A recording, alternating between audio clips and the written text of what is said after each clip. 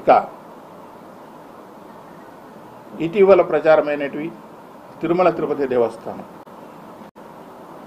సున్నితమైన అంశం అయినప్పటికీ ఒక పాలక మండలి సభ్యుడిగా పనిచేసిన నా అనుభవం వీటన్ని దృష్టిలో పెట్టుకొని కొన్ని విషయాలు కూడా చెప్పాల్సిన అవసరం ఉంది.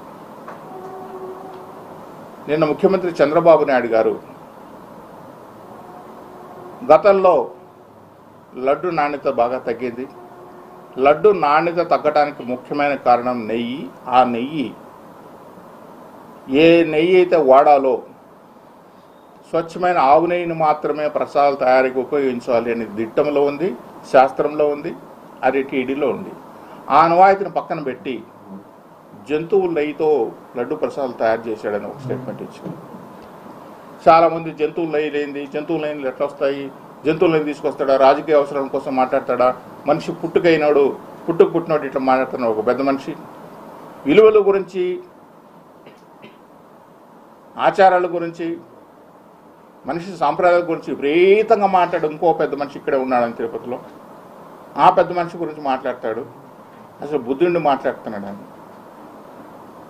ఇది నిజం. ఎందుకు నిజమని చెప్తున్నానంటే, లడ్డు ప్రసాద్ నాణ్యత మీరు చరిత్ర తీసుకుంటే ఆవు నెయ్యే కావాలి. ఆవు నెయ్యి తయారు చేయగలిగే సంస్థలు ఈ భారతదేశంలో ఎక్కడున్నాయి అంటే, ఒకటి కర్ణాటక, రెండు తమిళనాడుకు సంబంధించిన ఆవు నెయ్యి ఈరోడ్ ప్రాంతంలో మాత్రం ఆవు నెయ్యి దొరుకుతుంది.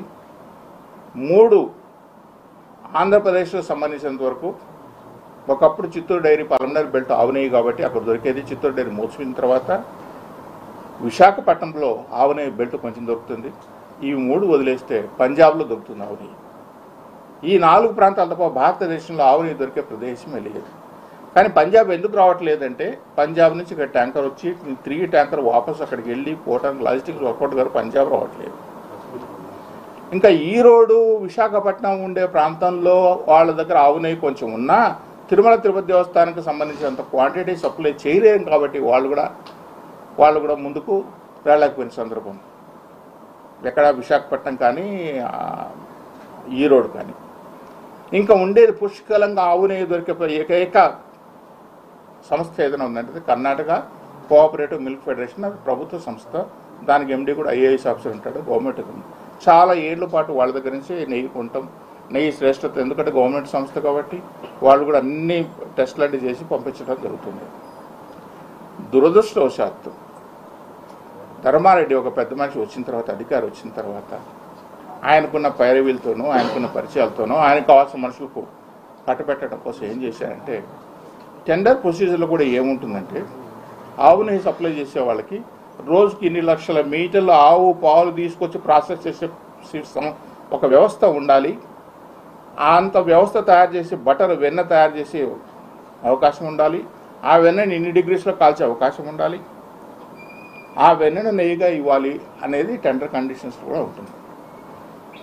మరి ఈయనేం చేశాడంటే, ట్రేడర్స్ని తీసుకొచ్చాడు. కొంతమంది ట్రేడర్స్ని తీసుకొచ్చి, ట్రేడర్స్ కూడా అంటే కర్ణాటక మిల్క్ ఫెడరేషన్ ప్రభుత్వ సంస్థ కాబట్టి ప్రభుత్వ సంస్థకు వాళ్ళే లాభాల కోసమో లేకుంటే ఇంకేదో పెట్టడం కోసమో పైరవీల కోసమో చేయరు. వాళ్ళకు వచ్చినా రాకపోయినా ఆ ప్రభుత్వ సంస్థ దానికి దేవస్థానానికి ఇచ్చినామని చెప్పి. ఇంకొకటి, ఇక్కడ కట్టిన ట్యాంకర్లు కూడా వాళ్లే కట్టారు. కర్ణాటక కోఆపరేటివ్ మిల్క్ ఫెడరేషన్ వాళ్ళే దేవస్థానం సంబంధించిన ట్యాంకర్లు కట్టింది కూడా వాళ్ళే. ఆ విధంగా స్వామి సేవలు, ఎందుకంటే మైసూరు సంస్థానం వాళ్ళదే కాబట్టి, కర్ణాటక చౌల్టీ వాళ్ళదే ఉంది కాబట్టి, ఈ దేవస్థానానికి వాళ్ళకి అనుసంధానం అయింది కాబట్టి కర్ణాటకకు కృష్ణదేవరాయల పీరియడ్ నుంచి కూడా స్వామికి సేవలు. ఈ రోజు కూడా మొదటి నైవేద్యం మైసూరు మహారాజా కర్ణాటక చౌల్టీ నుంచి వస్తుంది కాబట్టి ఆ సంబంధాన్ని కంటిన్యూ చేయాలనే ఉద్దేశంతోనే ఇన్నాళ్ళ పాటు వాళ్ళకు కర్ణాటక నిలిపారు. ఆ సంస్థను పక్కకు నెట్టేసి ఆల్ఫాని ఇంకొకటిని కొన్ని ట్రేడర్స్ని తీసుకొచ్చారు. సరే, మీరు చెప్పిన కండిషన్స్ ప్రకారం ఇన్ని లక్షల ఆవు పాలు ఉత్పత్తి చేయగలిగే సామర్థ్యం కావాలి, ఆవు పాలు ఉత్పత్తి చేయగలిగి మనం వెన్నకు కన్వర్ట్ చేసే సామర్థ్యం ఉండాలి, దాన్ని మనం నెయ్యిగా ఇన్ని డిగ్రీస్ టెంపరేచర్ చేయగలిగే సామర్థ్యం ఉండాలని చెప్పి మీరు కండిషన్ పెట్టినా అవన్నీ పక్కన పెట్టేసి ట్రేడర్స్ దగ్గర తక్కువ రేటుకు వచ్చాడు. సరే, ఆ ట్రేడర్కి ఎట్లా వచ్చింది నెయ్యి? ఇప్పుడు ఆల్ఫా అనే ఒక సంస్థ ఢిల్లీలో ఉంది. కర్ణాటక నుంచి ట్యాంకర్ కావాలంటే 4 గంటలు 5 గంటలు 6 గంటల లోపల ఇక్కడికి ట్యాంకర్ రీచ్ అయిపోతే కొండకు నెయ్యి అవసరం ఉంటుంది. ఒక ఢిల్లీ నుంచి ఒక ట్యాంకర్ రావాలంటే 8 రోజులు 7 రోజులు పడుతుంది. మరి ఆల్ఫా సంస్థకు ఇంత నెయ్యి ఎక్కడి నుంచి వచ్చిందంటే విదేశాల నుంచి బటర్ ఆయిల్ ఇంపోర్ట్ చేసుకునేవాళ్ళు.